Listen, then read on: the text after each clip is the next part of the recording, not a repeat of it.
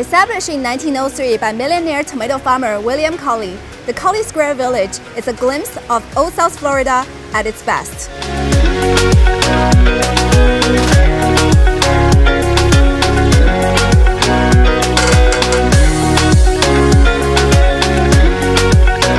Colley Square is a great spot for visual and performing arts. Whether you want to see, create, or purchase arts, you can do it all here.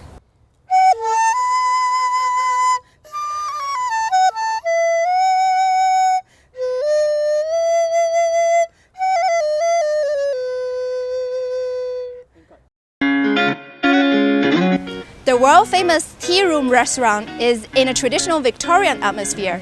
It provides unique dining experiences daily. Let's go in for some high tea.